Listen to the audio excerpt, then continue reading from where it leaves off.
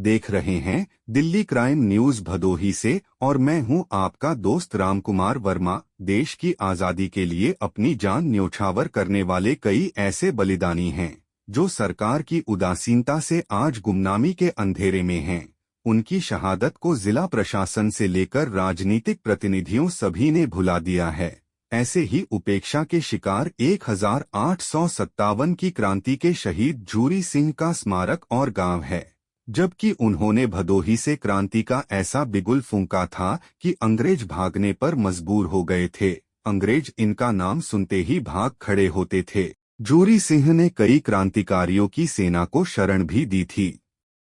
1857 की क्रांति में झूरी सिंह ऐसा नाम था जिसे सुनते ही अंग्रेज कांपने लगते थे।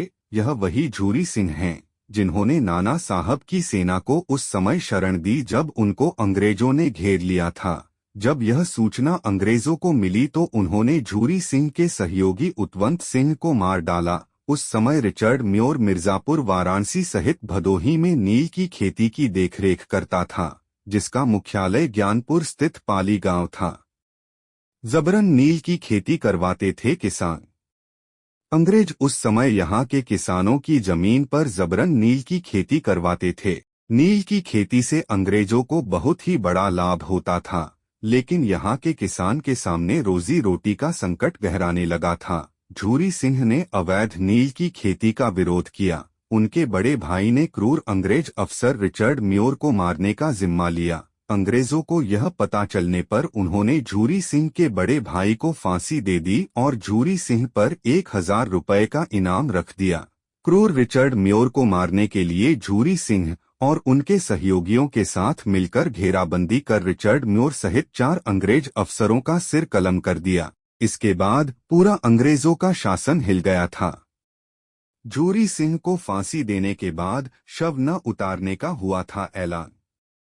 यूरोपीय इतिहासकार जैक्सन ने लिखा है कि 10 जून 1857 को भदोही में क्रांति ने बहुत ही व्यापक रूप लिया। क्रांति इतनी तेज हुई कि अंग्रेज सिपाही मिर्जापुर पहाड़ी की तरफ भाग गए थे, जिसके बाद झूरी सिंह को पकड़ने के लिए major Warnett, major Simon P Walker, mister Tucker और हेग की एक टीम बनाई गई थी। अंग्रेजों ने झूरी सिंह के परूपुर गांव में कहर ढा दिया और धोखे से झूरी सिंह को पकड़कर गोपीगंज में फांसी पर लटका दिया।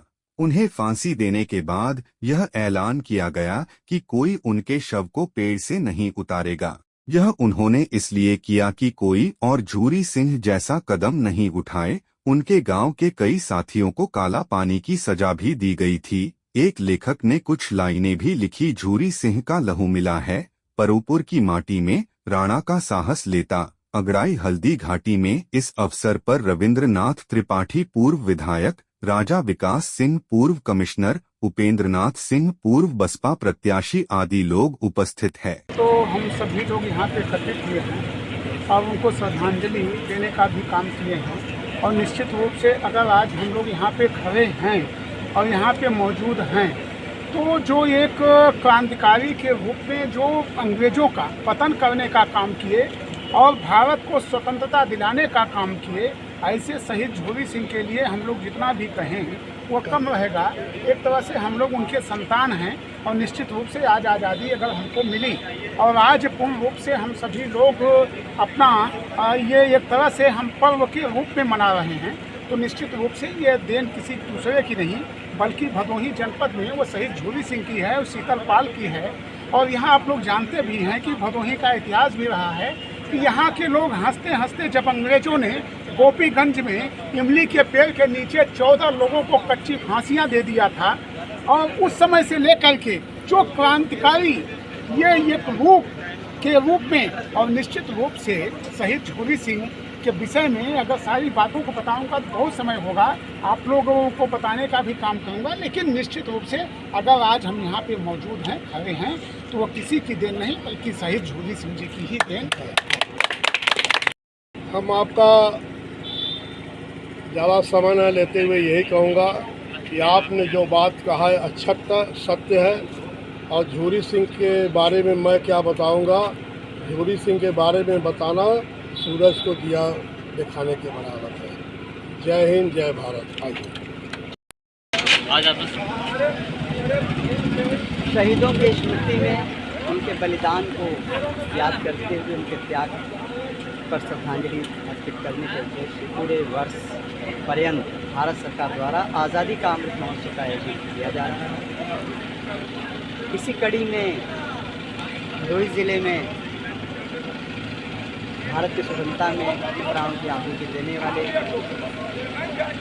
शहीद झूरी सिंह के आज 21 अक्टूबर 2023 के जन्मदिवस के शुभ अवसर पर पावन पर्व पर यहाँ के सभी लोगों को हार्दिक बधाई और यहाँ के स्थानीय लोगों की यहाँ की मातृभूमि की मिट्टी को